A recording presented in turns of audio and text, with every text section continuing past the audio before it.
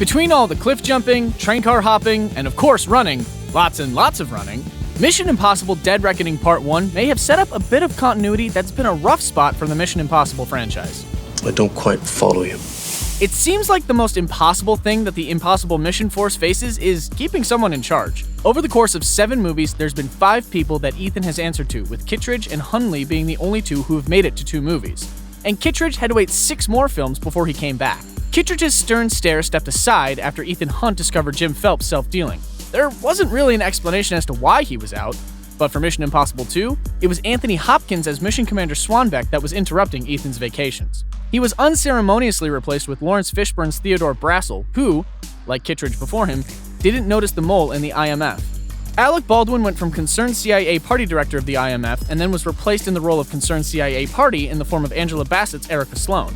Sure, Erika Sloane didn't notice that the ringer she saddled Ethan with was a double agent, but she was at least slightly more cooperative than other head honchos when Ethan is betrayed. Given that, she was still absent during the big show. Surely she'd be as interested as everyone else in a magic hacking AI that could spy on the world, but she was nowhere to be seen. Well, not exactly nowhere.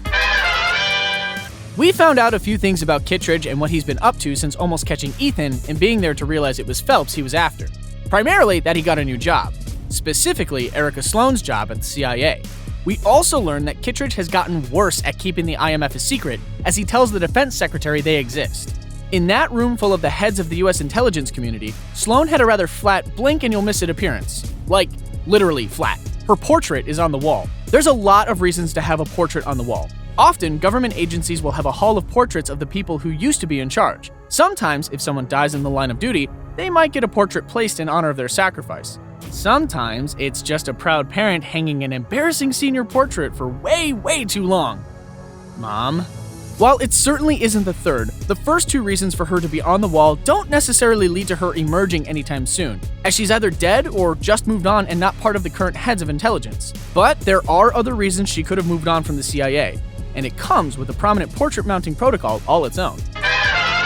It might seem like a bit much to read into a few seconds of a portrait in a scene, but the portrait is important for 2 reasons. The second one we'll get to in a moment. The first is, Mission Impossible doesn't tend to look back. There have been recurring characters, like Luther, who is the only one aside from Ethan to appear in all 7 movies, or Benji. When it comes to longevity, it's pretty much Ethan, Luther, and Benji. And when someone goes, with the exception of Julia, generally speaking, we never speak of them again. So, a portrait of Sloane is a departure. We know that she's not in her old job because Kittredge is in it, but we also know that the IMF is in need of yet another secretary. Agents are gonna disavow themselves. Well, actually, they kinda do on a regular basis, but you know what I mean. Like Hunley before her, she could be taking the CIA to Secretary of the IMF career path. In that case, her portrait really would just be as former director of the CIA. Man, I don't know. There's another big job opening that happens by the end of Dead Reckoning. Director of Intelligence Denglinger, played by the Dread Pirate Roberts, overplayed his hand with Gabriel and won't be making it to the sequel. Sloane could be set to take up Denlinger's job in Part 2, and hopefully, maybe not tell the bad guy that they're the only other person to know where the MacGuffin is. There is one particularly portrait-worthy position she could now hold as well, following in the footsteps of former CIA Director George Herbert Walker Bush. It even comes with its own theme song, though Hail to the Chief just doesn't have the same groove as the Mission Impossible theme. She could be president. That is a serious accusation. And that would be why Kittredge feels comfortable talking openly about the IMF, because, while Denlinger didn't know about it, though he thought he should, Kittredge would know that the president certainly knows. She's been there. She's seen the receipts. Speculation about a few seconds of screen time from a portrait is fun and all, but it doesn't quite predict Sloane's return quite as well as what happens off-screen. Which is to say, director and co-writer Chris McQuarrie stated outright that she was supposed to be in that meeting with everyone else, but COVID restrictions prevented it from ultimately happening.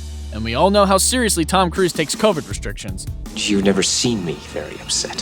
Her not being in the scene alters the trajectory of that character, or maybe it doesn't. Either way, there's already a willingness and intent to include Sloane that almost certainly will surface when Part 2 hits theaters. They never show the research department that comes up with all those self-destructing messages. The devices always seem to be exactly appropriate for whatever it is they find Ethan doing at the time, so they must work fast. I wonder if one of those self-destructing messages went off too early and the agent never heard the mission.